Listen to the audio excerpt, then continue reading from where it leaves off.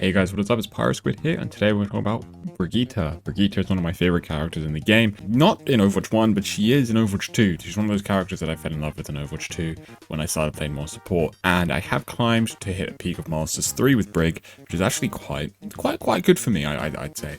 Brig is one of the most notorious and polarizing heroes in Overwatch history. She was obviously super strong in Overwatch 1 when she launched with GOATs. You know, she basically redefined the game essentially when she came out, and so she always had this stigma for a while coming out of that, right? That she was this broken, awful hero to play against. In Overwatch 1, she had a really weak identity. You didn't really know, like, was she just this heal bot, this tanky fighter? Did she just spam stuns on people, right? She was, she was literally intended to be a counter to Tracer and Dive, but kind of ended up just doing everything, right? She disrupted loads. She kind of just messed up the game, right? Like, we just think back to GOATs and stuff.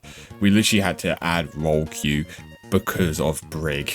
But that being said, Overwatch 2, her identity has finally come into focus, right? She's finally this great designed hero, right? I think she's quietly, like, unrecognizably become one of the best designed heroes in the game. She just is. Anyway, so we're going to talk about her role first.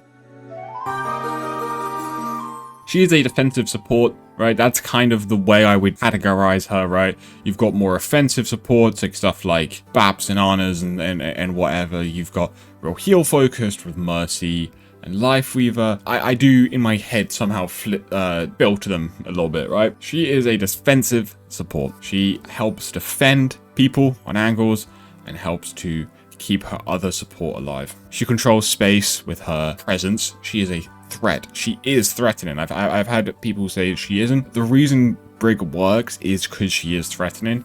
If you're a Tracer and you go to take a flank and you see there's a Brig there, her presence alone is enough to sometimes make you, think twice about what you do. She can position really well to deny these flanks. She also has a lot of threat in her damage. Her bash primary whip combo is enough to make a lot of targets not want to continue fighting. Her main role is to deny flanks and dive. Stops you, the Tracer, or Genji, or D.Va, or Winston, or whatever, from taking that space by preemptively setting up to deny it, right?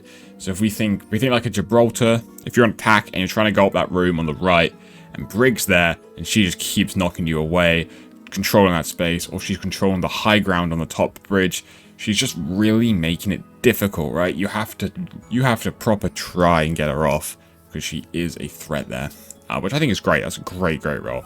She plays like an off tank, especially now that we don't have off tanks because it's 5v5.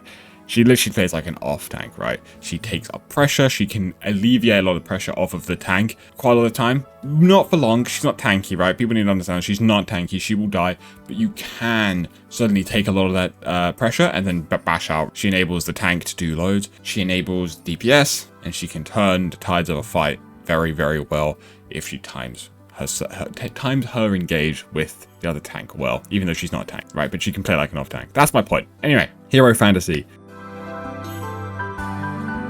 She is a protector. She is by definition a protector, right? She's designed to keep others alive, not, just kill things and do whatever. And that shows in her visual design very well. She fulfills that hero fantasy of a protector and a shield maiden. She even has a skin, I think, called Shield Maiden. She just protects people and keeps them safe and denies the space. And that hero fantasy doesn't really exist that much in this game, apart from with Brig. So if that is something you're interested in, like I'm interested in it, then you have a character here. So it's a great hero fantasy. She has that Shield Maiden Paladin aesthetic. It's clear, consistent throughout her gameplay. All of her gameplay reflects that protector vibe and her visuals. I think she reminds me of a Paladin a lot.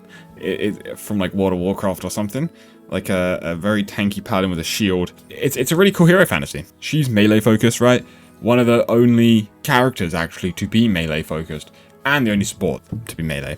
She's also not a brawl hero, but she likes to brawl with people, if you know what I mean. Like that hero fantasy of being up in their face and whacking them with a it's not really a whip, but the mace. It's a great fantasy. I love it. I think it's really fun to play.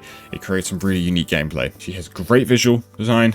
Her abilities feel great to use. I really love just hitting a really satisfying whip or just a good chain of maces and you can shield in between them. It's really cool. She's really cool.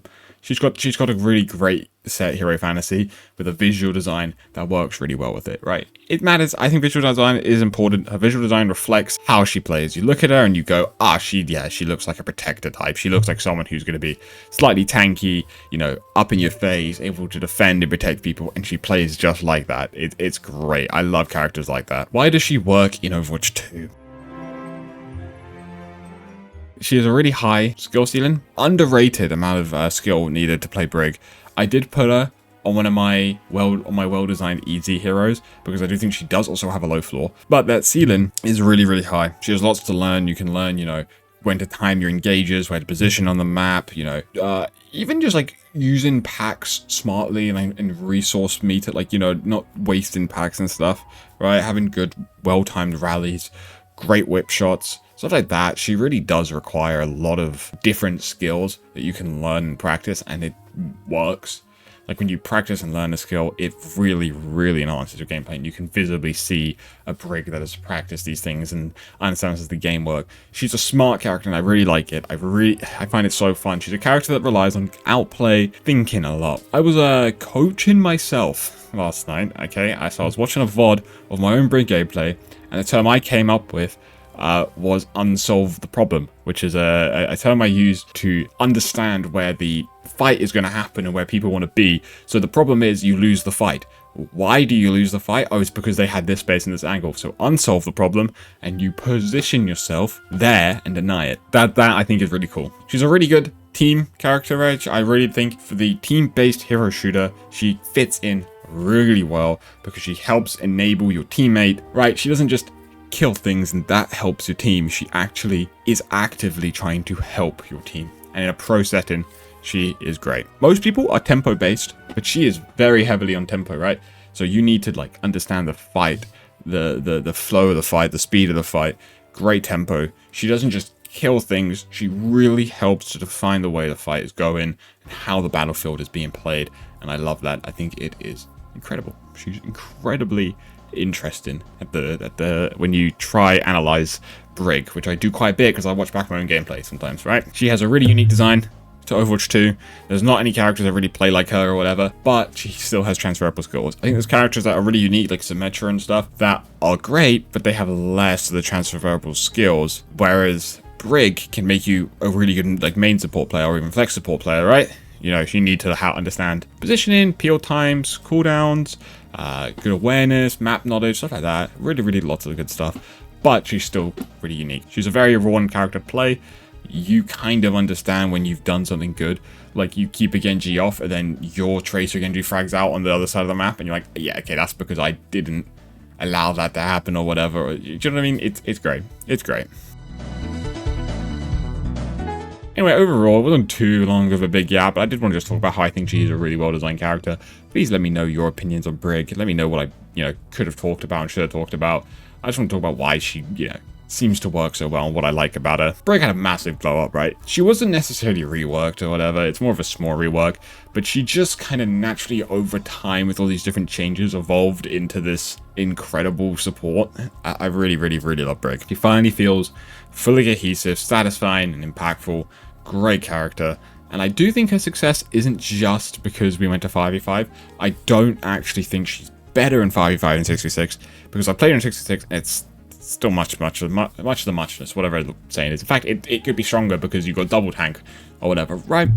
Her design has just finally worked. This would have worked in Overwatch 1. It's just great here. It just so happens that with 5v5 we got the Brig soft rework. Who do you want me to break down next? Let me know in the comments. Who you want me to talk about? I can repeat characters and just talk about something different. Like I could talk about Brig again, but talk about her old state and how that broke the game or whatever and stuff like that. I've done Symmetra video. I've done a Sombra video. I do want to do more of these hero design talks. They're quite fun to do, and I'm trying to be live more at twitch.tv/pyroscope with 2 Ys and 2 Ds, and I will probably maybe start doing some of these video yaps on stream, right? And then I can get impact live from chat if I have a chat. So that's kind of the vision for the future. So if you enjoy, subscribe and like for more. And yeah, peace out.